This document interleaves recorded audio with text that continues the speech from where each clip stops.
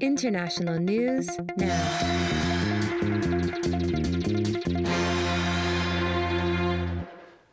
Okay, so for the news, we're going to concentrate on trade and trade policy. And so yesterday, the ongoing trade war or conflict between China and the United States escalated significantly. The United States imposed 10% tariffs on over 6,000 imported products from China. Now this tariffs, that is a tax, and it's designed to reduce the import of these products from China into the United States. Now, the total value of these imported products is approximately $200 billion per year. So these taxes will eventually raise consumer prices for these goods in the United States. So the size of these tariffs will increase to 25% on January 1st, 2019, unless China makes significant trade concessions to the United States. This is a big deal. The trade war threatens to slow down economic growth in the United States. It is also something that is worsening relations between the United States and its trading partners. China and Russia have made a point of emphasizing significant improvements in the relationship between themselves over the last month. China, for example, publicly summoned the U.S. ambassador to China last week to complain about the new sanctions that the United States imposed on the Chinese military for purchasing fighter jets and missiles from Russia. And so this trade story is broad and complicated, so we're going to cover it in 5 parts today. First, we are going to begin with a brief timeline of the most significant events in the trade war this year. And then second, we want to examine why the Trump administration is doing all of this. We want to look at their logic here for imposing these tariffs. And third, we will talk more about the economic consequences of these tariffs inside the United States. We will do this by working through some tariff fundamentals about how tariffs work in general. Fourth, we want to tie this conversation back into the content from our pre-class modules today on the weakness of consumers as effective political advocates. Again, this conversation illustrates how the ability to overcome the collective action problem tells us which groups have the most influence over foreign policy making in the United States. And then fifth, we want to talk about the national security implications of this policy. So let's begin with the timeline over the course of this year of all the events and the tit for tat going on between the two countries, tariffs, response, and more tariffs. So this trade war, and I think it's safe to call it a trade war now, this trade war began in January of 2018. It's important to point out that the president has been consistent on this, saying that he was going to get tough with China. He's frustrated with the size of the U.S.'s trade deficit with China, which means that the U.S. is importing a lot more products from China than it's selling to China in a given year. The trade deficit was about $375 billion in 2017. So this was a campaign pledge. The president waited to really kick off, I think, the trade war until 2018 because he was focused on the corporate tax cuts in 2017 and the big tax cut. And that's where their attention was. And once they got that and had confidence that that would help to propel some growth in the American economy, which it has, then they were more willing to get tough with China on trade and suffer the economic consequences associated with that. So January 2018 is the first salvo in this trade war. The U.S. imposes tariffs on solar panels and washing machines from China, just a small portion of this. But there were threats to do more unless China worked with the United States to negotiate new sets of trade deals to reduce the trade deficit. In March of 2018, the U.S. publicly, it was very interesting, in a public show of support for the aluminum and steel industry, the United States announced outside of the objections of the chief of staff, it sounds like 25% tariffs on steel and 10% on aluminum. America's trading partners, particularly its allies, complained about the announcement of these tariffs. This was done for national security reasons, and many of them were given exemptions. The exemptions were given to the European Union, to South Korea, to Canada, to Mexico temporarily. China was left off this exemption list. This is significant because China exports a lot of steel to the United States. So in retaliation, in April of 2018, China retaliated with tariffs on $3 billion of exports, of U.S. exports to China. And their argument was they were subjecting the quantity of exports from the U.S. to China that was equivalent to their lost steel exports from China to the United States. And this is important. This was China intentionally, throughout this trade war, has tried not to escalate, and so they've responded in kind to American gestures. So they're trying to act in some measure of restraint. I mean, at least from their perspective, right? So China retaliates in April of 1918. In April of 2018, long past World War I here. In May, there are significant trade talks in D.C. Chinese officials come to the United States. Both sides threaten to impose new tariffs. In particular, the president threatens, and the administration threatens to throw on tariffs to an additional $50 billion of exports from China to the United States. The Chinese basically say, if that happens, we're going to walk away from the trade talks. The president goes ahead and imposes these tariffs on July 6, 2018. The U.S. imposed 25% tariffs on $34 billion of Chinese exports to the United States, over 1,300 products, and this was focused on high tech. And the traditional critique leveled by the administration is that China is unfairly forcing American firms, when they invest in China, to surrender their intellectual property to Chinese firms. And so this was designed to punish China and to get them into greater compliance on essentially forcing American firms to transfer technology and intellectual property to Chinese firms. So July 6th, the U.S. imposes these tariffs, says that if China retaliates, then it will throw on more tariffs. Same day, China matches, throwing tariffs on $34 billion of U.S. exports to China, and the U.S., and important in this case, in July of 2018, China imposes these tariffs on sectors that are politically important to Trump's constituency. In particular, to his electoral constituency. In particular, China has targeted American soybean farmers because they're in red states, important to the Republican coalition. So soybean farmers have borne a huge chunk of the costs of this trade war so far.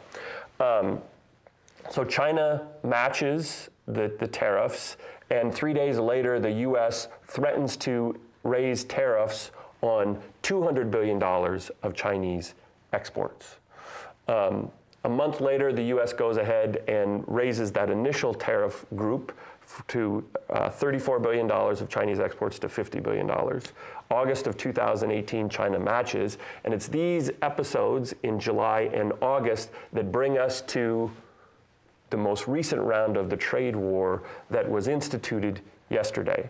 So a week ago Monday, September 17, 2018, the United States announces that it's going to impose 10% tariffs on an additional $200 billion of Chinese exports to the United States. More significantly, the threat is that unless China makes significant concessions to the United States, the size of these tariffs will increase to 25% on January 1st, 2019. Again, over 6,000 products are exports, or 6,000 products are subject to these tariffs. Some American firms have been given exemptions, Apple, for example. More importantly, that announcement that the U.S. is throwing tariffs on $200 billion of Chinese exports also included another threat to impose an additional round of tariffs on basically the remainder of Chinese exports to the United States if China retaliates.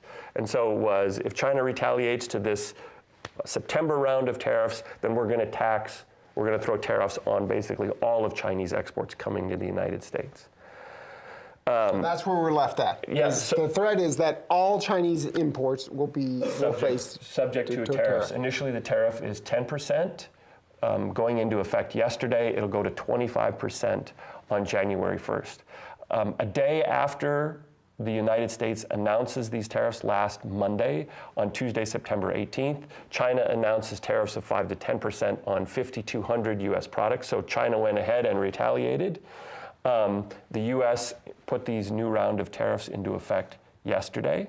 China is doing so, but more importantly, right, this wave of retaliation between both sides, now if we follow what the administration has threatened to do, it looks like all of Chinese exports will coming into the United States will at some point come under a tariff here in the next 4 to 5 months. A couple things to take away from this tariff war. The U.S. has started this tariff war. China has been measured in its response. It's intentionally matching dollar for dollar of the goods affected by the tariffs, except for the most recent round over the last week. The U.S. imposed tariffs on $200 billion of Chinese exports. China is only imposing tariffs on $60 billion of American exports. There's just not as many, imports into China to tariff, right? I mean, eventually they'll probably slap tariffs on all of the U.S. imports into China too. Yes. So what are some of the tariff logistics here and associated with what the U.S. is doing?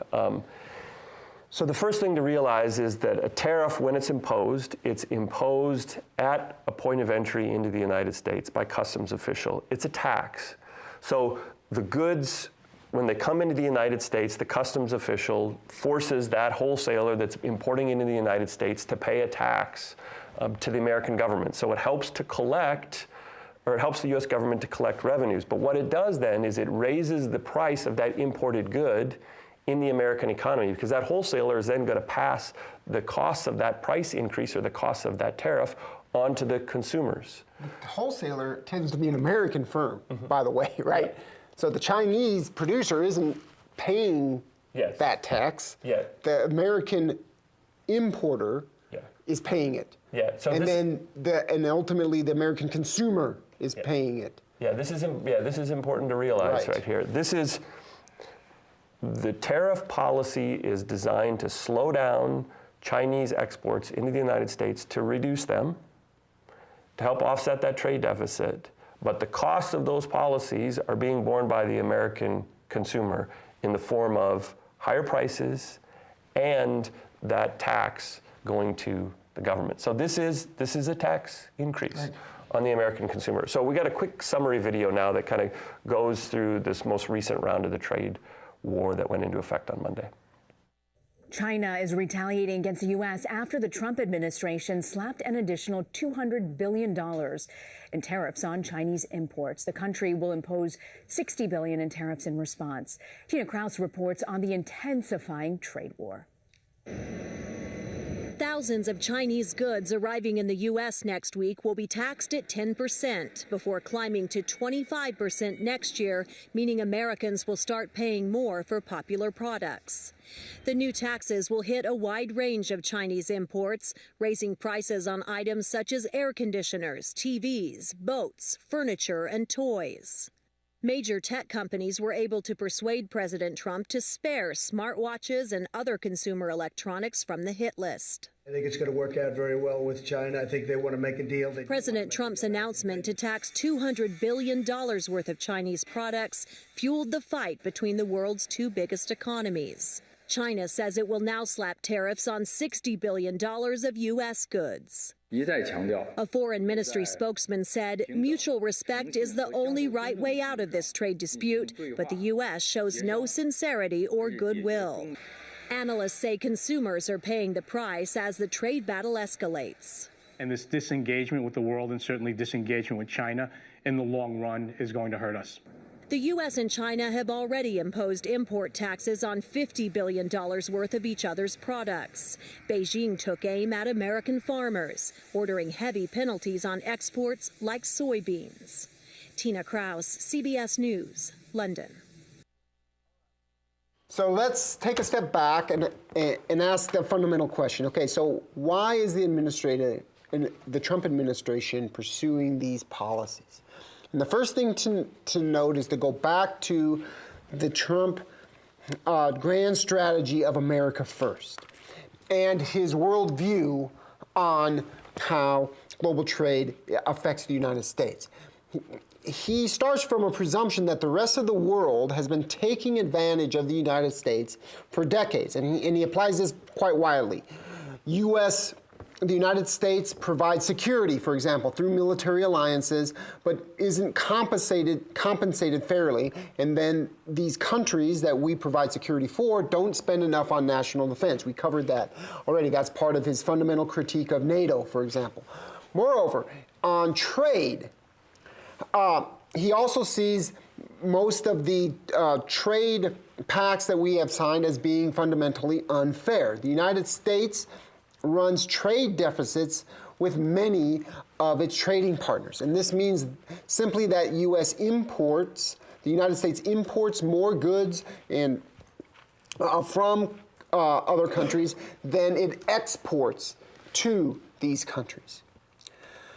So second, there is a deeper skepticism here about free trade policies in general. President Trump believes that these free trade policies have led to the movement of American manufacturing jobs out of the United States and into other countries.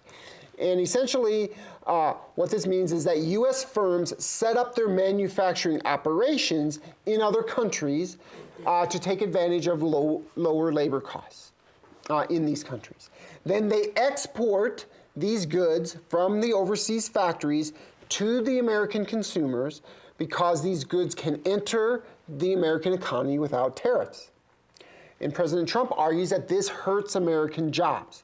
So these trade policies are designed to make that corporate strategy of offshoring their production in a place like China less feasible. He wants American firms to locate all or most of their operations on American soil. Now, third, the president focuses on the trade deficit as a scorecard, if you will, to evaluate the relative fairness of the trade policies of the rest of the world. And so when he sees that the United States possesses a bilateral trade deficit with another country, he believes that the source of this trade deficit is unfair trade policies from that foreign country's government.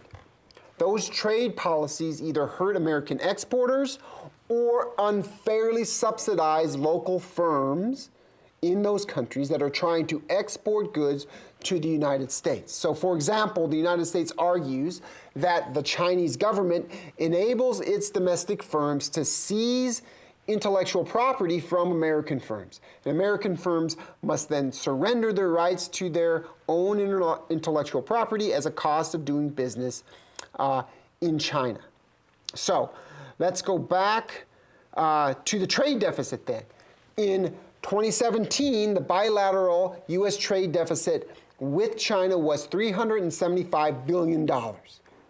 China exported $505 billion of goods to the United States, while the United States only exported $130 billion of goods to Chinese consumers.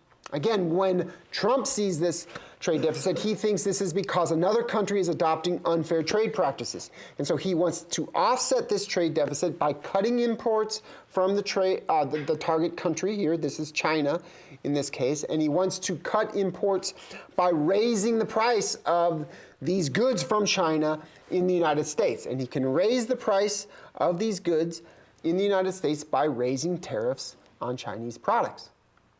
So the broader hope here is that these punitive tariffs, these taxes, will pressure China to alter its trade policy with the United States. So the logic here is a strategic one to force negotiation. He assumes, President Trump here, that China cannot afford to be left out of the American consumer market, and the administration then expects the Chinese government to make trade concessions in a way that simultaneously cuts Chinese exports to the United States while creating new opportunities for American firms to increase their exports to China. And so we're going to see a quick clip again from an interview at CNBC last week that they did with Commerce Secretary Wilbur Ross. And he lays out the negotiating strategy at play here. So let's roll back. But the purpose of the tariffs is to modify China's behavior, especially in technology transfers and other abusive tactics such as subsidies and market limitations. The real purpose isn't to end up with tariffs. Real purpose is to end up with a level playing field so that American firms can compete properly. All right, so let's talk a little bit about how tariffs work and what's going to happen. And we've added a link to your video stream page of an interactive figure that allows you to do some tariff analysis, but I just want to do some quick fundamentals here. And what we're doing here is thinking about the macroeconomic consequences that are likely to follow from this trade war. First, it's important to point out that tariffs act as a tax on foreign producers. This tax is imposed on them when that good crosses in the United States. The tax is not imposed on domestic producers of the same good. And so what the tariffs do then is separate the prices of American goods, goods made in the United States from goods that are produced abroad. So if we go to this figure now, what we're doing here is, this is demand and supply just for hypothetical t-shirt market. So the orange line is the world supply. So this is all the suppliers for t-shirts in the global economy. And then the pink line is the domestic supply. So you can imagine if there's no tariff analysis or no tariffs at work here, the equilibrium is going to be right down here. Prices will be low, and we'll have lots of t-shirts sold. Now what the tariff does is it raises the price of t-shirts in the domestic market, and it chokes off then the consumption in the domestic market. We've got domestic suppliers, they're able to meet some of that demand by selling more of their products, taking up for foreign competitors. But notice the consumer is paying higher prices here. The price goes from here to here. So domestic producers win from this situation, consumers lose. And we're doing this by slowing imports into the American economy. And so it's important to realize here, and you can, so in this interactive figure that you have access now, you can look what happens by moving, and this, if you just go to this blue button right here, you can move that up or down. And what that does is it changes the tariff rate. And so you can move it to 0, where then you see lots of imports, or you can move it so the tariff completely chokes off up to this point. If you move the tariff all the way up here, the tariff is going to completely choke off imports at that point. So there's going to be no goods passing in the United States. The important thing to realize here is that tariffs, they raise domestic prices. Second, they cut imports. Domestic producers become more competitive because prices have increased. They get to sell more products to the domestic market. This means that tariffs are going to redistribute income and wealth inside the country that imposes them. So in this case, consumers are paying more.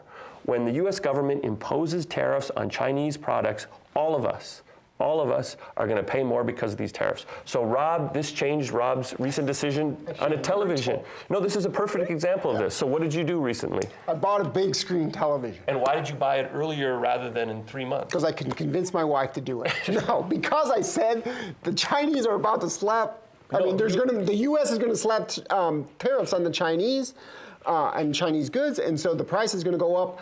This is a pretty low price. I was at Walmart, and man, we bought it. Exactly. Why give money to the U.S. government to pay extra for your television when you can buy it now rather than in 6 months? But the point is, right, tariffs are redistributing wealth inside the United States. We as consumer are going to be paying more for a whole list Whole long list of household items. Procter & Gamble is upset about this. Toothpaste is going to go up more. Toilet paper is going to get more expensive.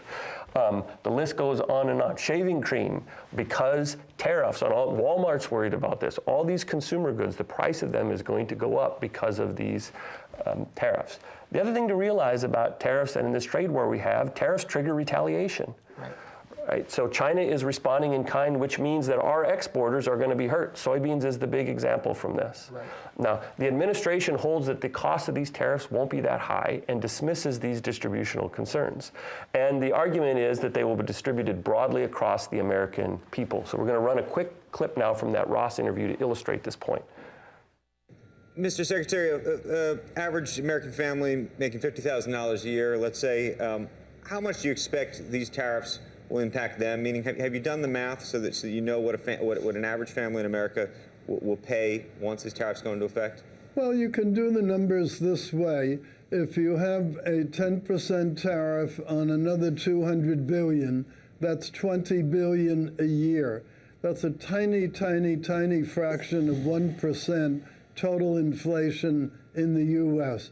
Because it's spread over thousands and thousands of products, nobody's going to actually notice it at the end of the day. Tariffs are going to be spread broadly across all products, be spread broadly across the United States. Nobody in the United States is going to know it. Who cares? Who cares? It's a couple of bucks here and there. Right? He's saying, well, at the most, it's $20 billion. The problem is, once the tariffs go to 25%, it's not $20 billion, now it's $50 billion.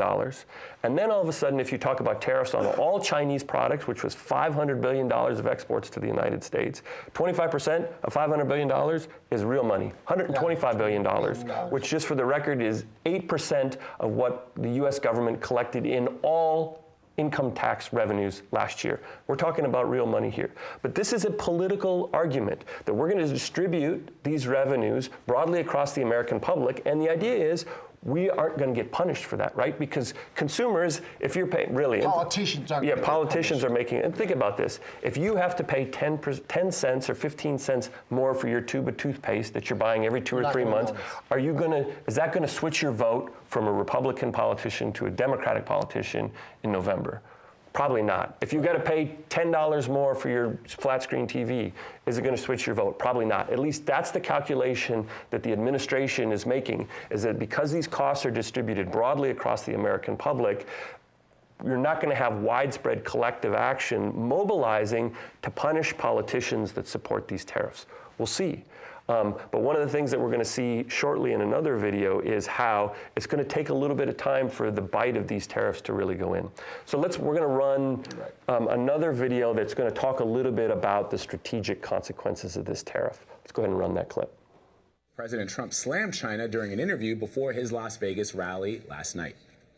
Well, it's time to take a stand on China. We have no choice. You know, it's been a long time. They've been hurting us, and our farmers are great, and our farmers are starting to do very well again. It's very interesting. But we're putting very, very heavy sanctions and other things on various countries, and we're getting along with some countries. But we've been ripped off, Sean, by the world. All of these countries for years and years, and we can't do it anymore. I think earlier this week, the Commerce Secretary, Wilbur Ross, said something to the effect that, don't worry, China's running out of bullets, essentially, that they can't keep sort of offering another tat for each tit for tat. But it certainly doesn't seem like it. No, so they're not. Why do you think China's not backing down? Well, first of all, they're not backing down because they're not running out of bullets. Yes, they're running out of things they can put tariffs on. That's true, because the Chinese don't buy as much American stuff as Americans buy Chinese stuff. Mm-hmm. But there are plenty of other bullets that the Chinese have. They can make life very difficult for American companies that are trying to do business in China, and they can do a variety of other things that will have an impact on the American economy. The reason why the Chinese are not backing down at this point, there are several reasons. First of all, in the clip that you played of President Trump, he's saying the reason why this war is going on is because China's not treating us fairly. This is another country that's just being unfair in their trade practices, and we're going to correct that. This is obviously not how the Chinese see this. The Chinese can go back to the Barack Obama foreign policy of pivot to Asia, and they can look at what Trump is saying about what they're going to do to the Chinese economy, and they think this isn't about fairness. This is about the U.S. trying to stunt China's growth because we're a big competitor for them. This is about them trying to deny us the technologies that are going to be central to our economic growth in the future. This is about China trying to contain us, or U.S. trying to contain us the way they contained the Soviet Union during the Cold War. Now, also, there's the fact that the Chinese are thinking, this is hurting us, but we've got options here. If the Chinese government needs to inject money into the Chinese economy to jumpstart growth, they can do that. They've done it before. Huge amounts of money, an option not available to the U.S. If they wanted to let the value of their currency drift a little bit lower, which would lower the price of some of these goods, offsetting the effect of the tariffs, they could do that. They say they're not going to do that, but they have that option as well. And as I've said on this program before, Xi Jinping is looking at President Trump and he's going, I don't have midterms coming up. That's the newsflash. Right. I don't have Robert Mueller keeping me awake at night. I don't have people in my ear all day about, hey, your policies are hurting me. I don't really have to listen to that in the same way that Trump does. I can play for time. Let's see what happens in the midterms. Right. Let's see if Trump is weaker. Let's see if Robert Mueller starts taking a more direct bite out of President Trump. Then maybe he'll be more willing to compromise. Then there's room for a deal to end this. And by the way, as is pointed out in the Signal newsletter, this trade war is only going to affect the GDP of China by about 0.5%. Right? There are a lot of different estimates, but yes, the consensus seems to be that, yeah, the impact on China's GDP in the near term is actually completely manageable. Yeah. Again, and you can consider the fact the Chinese government can inject money anytime they want to. They can help industries that are being hurt. They can move money around in a way that you can't do in the American system without it becoming a political issue, like bailing out soybean farmers or whatever. Right. 2 points I want to emphasize here. First is the pivot to Asia and how China is interpreting these tariffs. This isn't just about a trade deficit to China. This is about the U.S. trying to contain Chinese economic growth, trying to deprive China of market access, but also technological transfers that will make it stronger. So this is a pattern that began under President Obama. And so China is thinking of this in terms of grand strategy implications. They're trying to contain China's rise. This is conflictual policy that's not just about economics. The second thing to realize here, this is a trade war, and who wins the trade war is going to depend on who has the domestic political leverage to sustain these costs. So what they're talking about at that piece is the U.S. has got elections coming up. There's the Mueller investigation. If Trump gets into big trouble domestically, he loses his majority in the House and or the Senate, it's going to be much more difficult for him to continue to implement higher tariffs or this tariff policy. So China might just wait him out and not make any concessions.